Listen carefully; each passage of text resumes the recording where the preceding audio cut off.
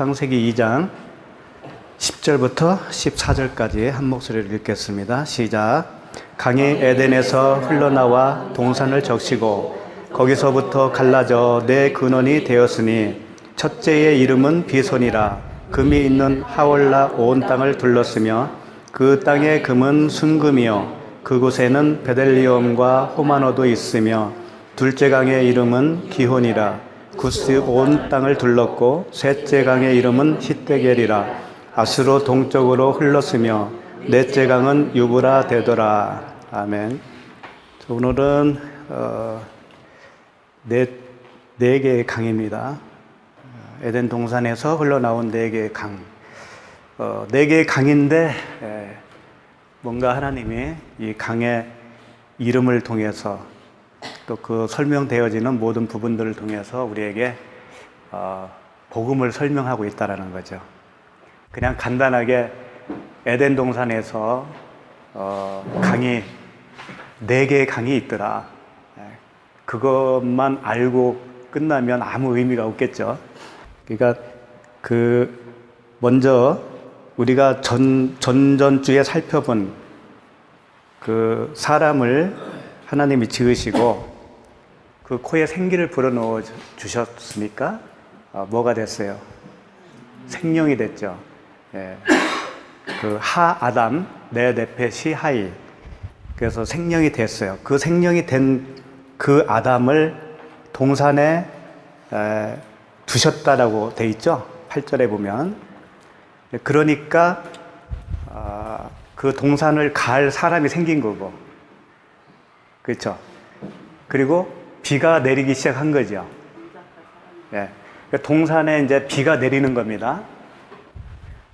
비가 내리니까 당연히 그 물이 흘러내리겠죠. 그래서 네 개의 강 이야기가 나오는 거예요. 그러면 그 동산이 뭐라고 그랬어요? 에덴 동산이. 지금 우리들에게 적용을 하면 뭐라고 그랬어요? 에덴 동산이. 그렇죠. 성전이라고 그랬잖아요. 성전. 그러면 강 네 개가 어디에 있다라는 거죠? 내 안에. 내 안에. 내 안에 흐르는 강이에요. 예. 그렇게 알아 먹으셔야 돼. 그러니까 예수님이 이런 말씀하셨죠. 나를 믿는 자는 성경에 이른 바 같이 그 배에서 생수의 강이 흘러나오리라. 바로 그 말씀이에요. 하나님은 이제 에덴 동산과 아담 이야기를 통해서 우리 이야기를 하고 계시는 거죠. 근데 이게 잘 보시면 오늘 그 2장 10절 보시면 강이 에덴에서 흘러나와 동산을 적시고 거기서부터 갈라져 네 근원이 되었으니 라고 되어 있는데요. 그래서 근원이 됐다고 그랬는데 이 근원이 로시로 되어 있어요. 로시라고 하는 단어예요. 무슨 얘기냐면 로시는 머리라는 뜻이거든요. 우두머리, 첫째. 누굴까요, 그게? 그렇죠. 그리스도시죠. 예수 그리스도. 그분이 머리가 된 그분으로부터 흘러나온 강이라는 얘기예요. 근원이 그 예수 그리스도라는 얘기예요.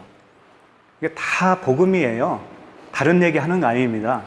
그러니까 우리 안에 주님이 우리 안에 성전을 지으시고 오시잖아요.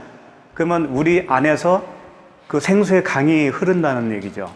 그 근원이 누구냐 하면 예수 그리스도다. 그런 얘기예요. 근데 이제 조금 우리가 깊이 생각해야 될 것은 무언가 하면 강이 네 개라는 얘기예요. 그 근원은 한 강이었어요. 하나였었어요. 근데 거기서 네 개로 이렇게 갈라졌다는 얘기죠. 갈라져서 흐른다는 거예요. 네 개라고 하는 그 숫자에 힌트가 있을 수가 있죠. 사는 항상 어떤 의미가 있죠? 성경에서 사는.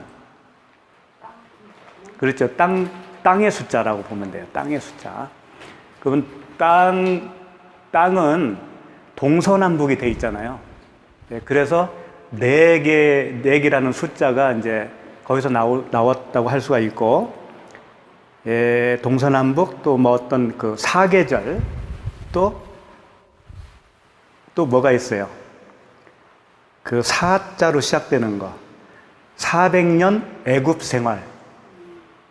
애굽에서 이스라엘 백성이 400년, 정확하게는 430년이지만 종살이를 했잖아요. 그 다음에 또 뭐가 있어요? 가나안 가기 전에 광야 40년. 광야 40년 전에 정탐꾼을 보냈잖아요. 가나안 땅에 40일간 정탐을 하고 온 거예요. 참 신기하죠? 왜 40일이 되었는가? 그러니까 가나안 정탐 40일, 광야 40년, 또 구약과 신약의 그 중간 기간이 있어요. 400년. 그게 또 400년이에요. 그리고 예수님이 오셔서 시험을 받으셨죠. 40일 동안. 그래서 이 4자로 시작되는 이 숫자가 공교롭게도 시험의 어떤 기간을 말해주고 있죠. 그래서 이 4라고 하는 이 숫자는 우리 인간이 땅은 나잖아요. 내가 이 세상에서 땅적인 존재가 뭔가 완성이 되는 그런 기간을 얘기하는 거죠. 완성이 되는 기간. 그래서 완성이 되면 뭐가 되냐면 그게 천국이 되는 거예요. 그래서 복음서가 예수님을 전하는 복음서인데 몇 개가 있어요? 4개가 있죠. 그러나 머리는 하나입니다. 예수 그리스도. 그와 같이 그 4개의 복음서를 우리가 다 복음으로 이해를 할 때 나라는 사람이 성전으로 완성이 된다는 얘기예요. 그걸 에덴에서 이제 그 4개의 강을 가지고 설명을 하는 거죠. 그러니까 예수님이 지금 하나님이 우리를 성전을 어떻게 만들어 가시는가를 설명하는 거라고요. 그래서 이제 그 땅의 어떤 기간이 완성이 되면 그게 천국이라고 그랬죠. 성전이라고 그랬죠.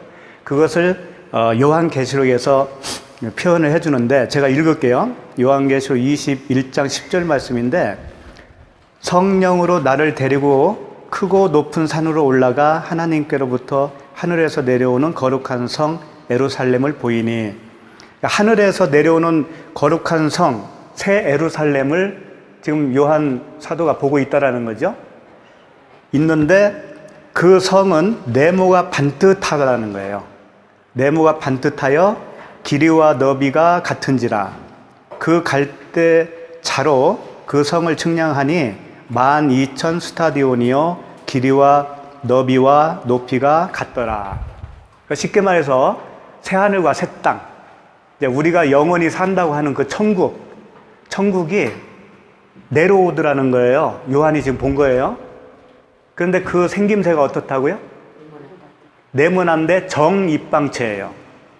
정입방체. 그래서 1만이 아니고 12,000 스타디온이라 크기를 얘기했어요. 근데 이 크기는 사실 큰 의미가 없어요. 이 크기를 이제 학자들이 숫자로 표기한 건 있기는 있더라고요. 그 숫자가 2,200km예요. 길이가. 2,200km면 부산에서 서울까지가 몇 킬로예요? 한 400-500km 잡고 저 신의주까지가 한 몇 킬로 정도 될까요? 신의주까지 한 1,000km 정도 될 거예요. 그러니까 2,200km니까 그거 2배 정도, 대한민국 2배 정도. 그게 천국이라면 작아요, 커요? 작은 거죠. 아담에서부터 시작해서 천국 백성들이 얼마나 많겠어요, 지금까지. 근데 그 많은 사람들이 거기서 산다고 생각해봐요. 큰 건 아니겠죠. 그러니까 그런 그 숫자로 계산하면 그 의미가 없는 거예요. 하나님은 그 숫자를 통해서 뭔가를 말씀하시는 건데 그 12,000 스타디온이라고 하는 그 숫자는 어떤 그 꽉 찬 숫자를 설명하고 있다라는 거예요. 완성된 숫자. 그런데 이제 중요한 것은 하늘에서 내려온 그 거룩한 새 예루살렘이 진짜 우리가 사는 그 천국을 얘기한 게 아니고 나라고 하는 사람, 각자가 천국이 있잖아요. 각자가 가지고 있는 성전이 있다고요. 그 성전을 얘기하는 거라는 거예요. 그 나라고 하는 그 성전이 무슨 모양이 있겠습니까? 사실 모양은 없겠죠. 없겠는데 정입방체로 설명을 하고 있다는 것은 그 사를 얘기하는 거예요. 땅의 숫자 4, 모퉁이, 네 귀퉁이로 정입방체를 만들어진 상태. 그러니까 어떤 모양을 얘기하는 건 아니고요. 우리 안에 그 성전이 지워진 상태가 뭔가가 우리가 지나가야 할 여정이 있다라는 거예요. 그 여정이 꽉 차야만이 그 성전으로서 완성이 된다라는 거죠. 그걸 설명하기 위해서 자꾸 그 정입방체 4개라고 하는 숫자를 사용하고 있는 거죠. 그래서 그 성전의 모형으로 주어진 게 뭐죠? 구약에? 성막. 그렇죠. 성막. 그 다음에 성전이죠. 그러다가 예수 그리스도께서 사람의 몸으로 오셨잖아요. 그 자신을 가르쳐 또 뭐라고 그랬어요? 성전. 그런데 이제는 그건 말하고 걸어 다니는 성전이지만 진짜 성전은 뭐예요? 그리스도잖아요. 그리스도. 눈에 보이지 않는 그리스도. 몸을 입고 있는 예수 그리스도 말고 그리스도 예수. 예수 그리스도 안에 이제 감추어진 예수. 그분이 이제 성령이잖아요. 그분이 성령이시라고. 그러니까 성령께서 성전이시고 우리 안에 성령께서 오시면 내가 또 성전이 되어지는 거예요. 그러니까 이 성전은 보이지 않는 성전이에요. 그런데 보이는 성전 그 모형을 가지고 그것을 설명을 했기 때문에 그 모형을 일단 봐야 성전이 뭔가를 우리가 잘 알 수가 있는 거죠. 그래서 그 성막을 지을 때 지성소가 있죠. 지성소의 그 식양을 이야기하실 때 숫자가 있어요. 숫자가 지성소는 10규빗 이렇게 지라고 했어요. 그러니까 가로 10규빗, 세로 10규빗, 높이도 10규빗. 예? 예, 정사각형, 정방향, 그걸 뭐라고 그러죠? 입방체, 정입방체라고 하죠, 그걸. 근데 이제 성전에 있는 지성소는 좀 커요, 규모가. 2배 정도 돼요. 그래서 20규빗 이렇게 지어라. 설명이 되어 있어요. 그러니까 이것은 성전은 하나님의 그 임재와 그의 완전한 어떤 통치 실현이 되어지는 그 상태를 설명하고 있는 거예요. 그러니까 눈으로 보는 그 정입방체를 통해서 진짜 성전은 그런 형태는 아니지만 그렇게 지어지는 어떤 과정이 있어야 된다라는 거예요. 그러니까 왜 복음서가 하나만 있어도 될 것 같은데 왜 4개가 되느냐 하면은 그 네 방향에서 설명해주는 그 모든 진리를 우리가 알아야 된다는 얘기예요. 그 모든 진리를 통해서 성전이 지어진다라는 것을 말씀하고 있죠. 그러니까 마태복음은 예를 들어서 왕으로 오신 예수 그리스도를 표현한다면 마가복음은 뭐겠어요? 인자라고 그러죠. 인자. 사람으로 오신 예수 그리스도. 누가복음은 종으로서의 예수 그리스도. 우리를 섬기러 왔다고 그러죠. 종으로서. 그 다음에 요한복음은 신성을 강조를 하신다고요. 신성을 가지고 계신 예수 그리스도. 하나님이신 예수 그리스도. 그래서 그 네 방향에서 하시는 그 진리를 우리가 다 알아먹어야 되는 거라는 거예요. 그래야 온전한 그 통치가 이루어지는 성전이 될 수가 있다. 그런 의미라고 보면 되겠죠. 그래서 오늘 11절 보시면 이제 첫째의 이름은 비손이라 금이 있는 하월라 온 땅을 둘렀으며 그렇습니다. 첫 번째 강 이름이 비손이라는 거예요. 이 비손이라고 하는 뜻이 있어요. 뜻은 쏟아져 나온 물이다라고 하는 뜻이 있어요. 쏟아져 나온 물. 그러니까 물이 쏟아졌다라는 거, 위에서 밑으로. 그게 이제 비손이라는 뜻인데, 씨 뿌리는 비유를 설명하고 있는 단어예요. 위에서 물이 쏟아지면 그 뿌리는 거잖아요. 그죠? 씨는 뭐예요? 말씀, 진리. 그러니까 물은 진리, 말씀, 그리스도 다 같은 편이니까. 그러니까 씨 뿌리는 그 강이 바로 비손이다라는 거예요. 그러니까 이제 뭔가 감이 잡히죠. 뭔가 우리에게 말씀으로 씨를 뿌려 주셔야 이제 성전이 지어져 가잖아요. 그리고 이제 그 하월라 온 땅을 둘렀으며 12절에 보면 그 땅의 금은 순금이요 그곳에는 베델리온과 호마노도 있으며 이제 그 땅은 순금이라는 거예요. 그러니까 비손이라고 하는 강은 금으로 있다라는 거죠. 금. 원래 그 하월라라고 하는 의미는 모래의 땅, 하윌라. 내가 발음이 좀 하윌라라고 하는 의미는 모래의 땅인데 그 모래의 땅을 금으로 덮은 거예요. 그래서 금은 뭘 상징하냐면 말씀, 진리, 그리스도거든요.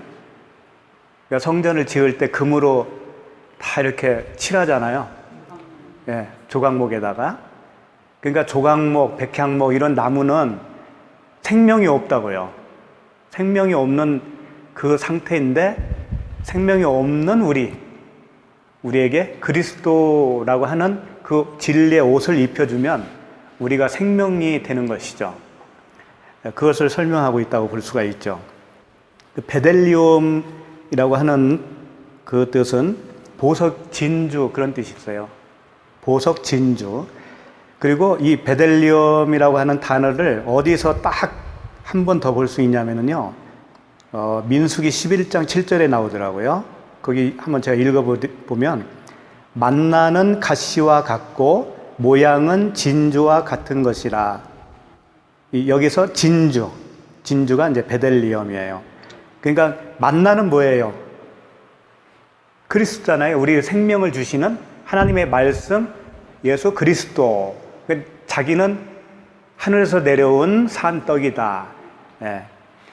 만나는 그 산떡이신 예수 그리스도의 모형이라는 거예요. 그래서 그 모형으로 준 만나만 먹은 그 이스라엘 백성들은 다 죽었잖아요. 광야에서. 그 의미를 준 그 진짜를 그들이 알았다면 죽지 않고 하늘의 생명을 받았을 텐데 너희들은 그 의미를 알아듣지를 못했구나. 만나를 먹고 너희들은 다 죽은 자들이야. 그래서 이 만나를 이렇게 설명할 때 가시와 같고 모양은 진주와 같다 할 때 그 진주가 베델리움이에요. 그러니까 이 베델리움은 하나님의 말씀, 진리, 예수 그리스도를 표현하고 있는 거죠. 그러니까 이 강 이름들이 포함하고 있는 모든 의미들은 다 예수 그리스도와 복음을 설명하고 있는 거라고요. 호마노도 마찬가지예요. 그 계시록에 보면 이런 말이 있죠. 그 어느 교회든가요? 버가모 교회에 이런 말을 했어요. 귀 있는 자는 성령이 교회들에게 하시는 말씀을 들을지어다.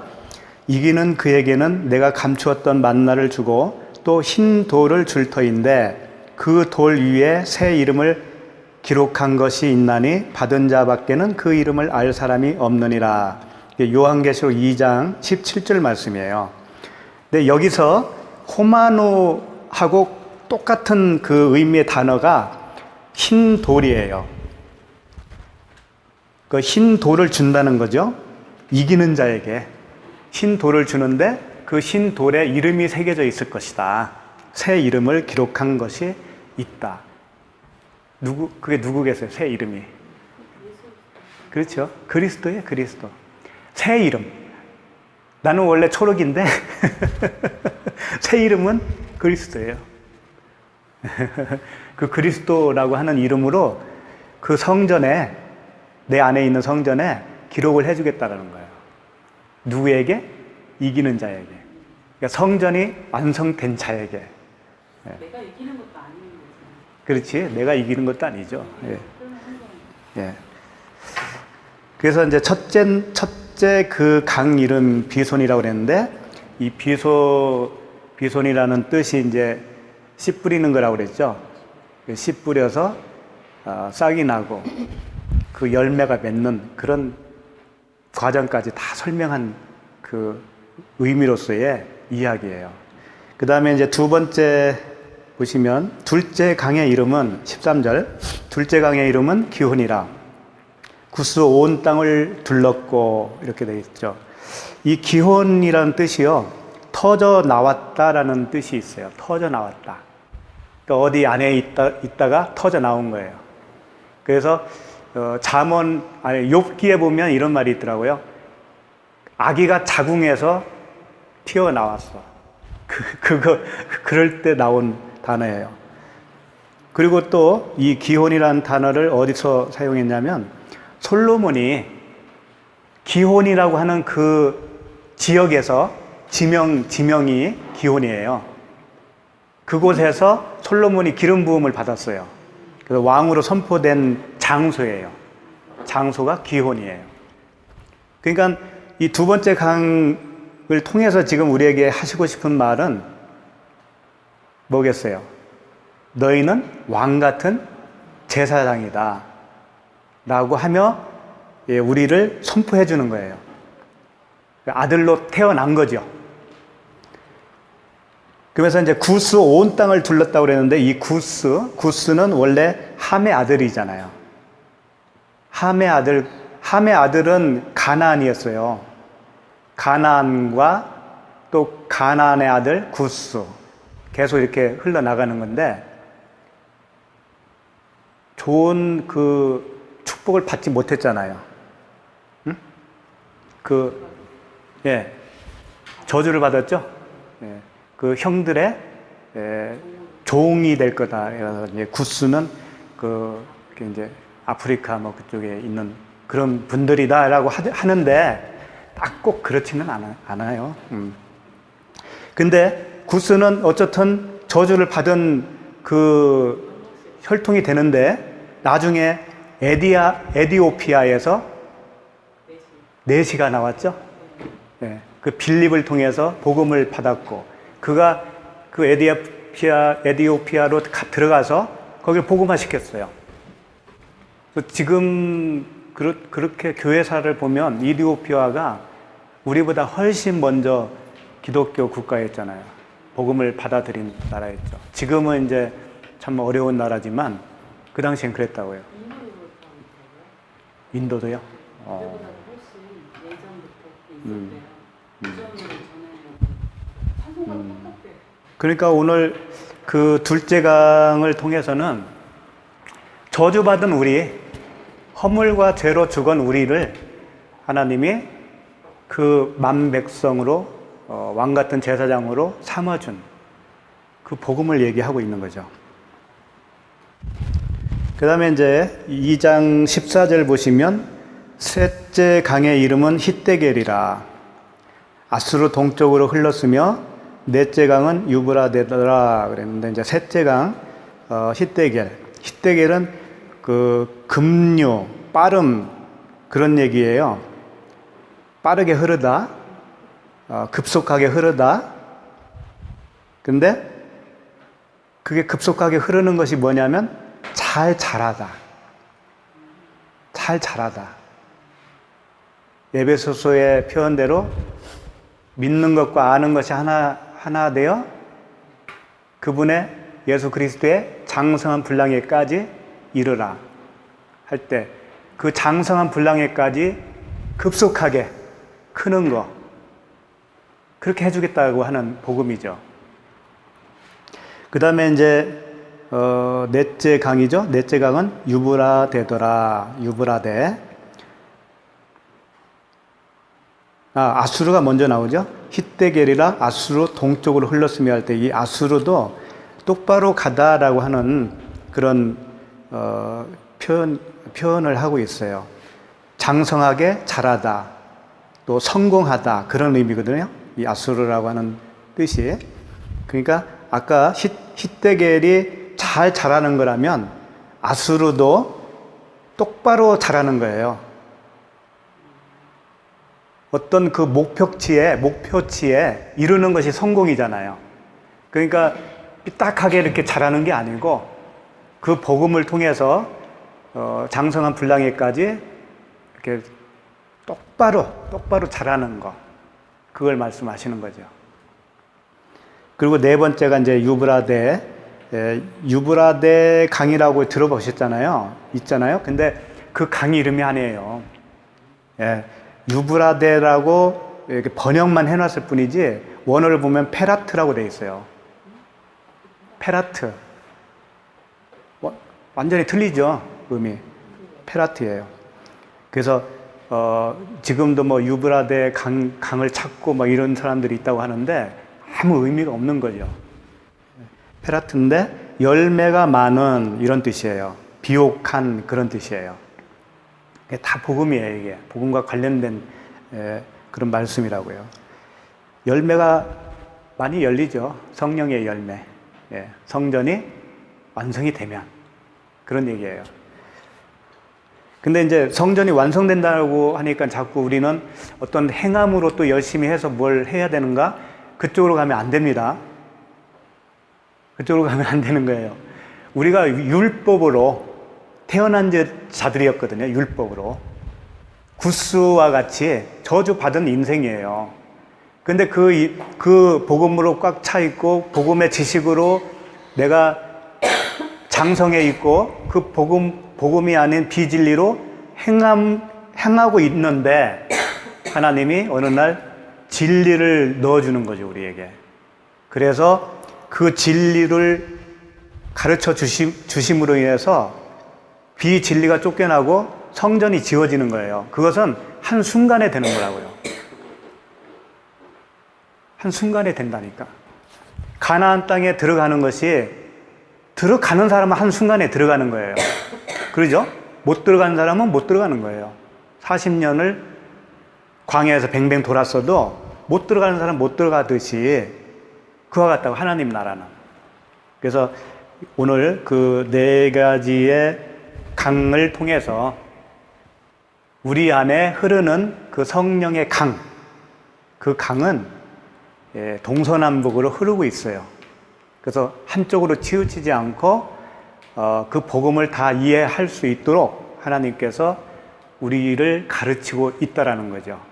그렇게 해서 그 새 예루살렘으로 우리를 완벽하게 영광스럽게 만들어서 그분이 함께하는 그 성전이 되게 하겠다라고 하는 아버지의 약속이 담겨 있는 복음이죠.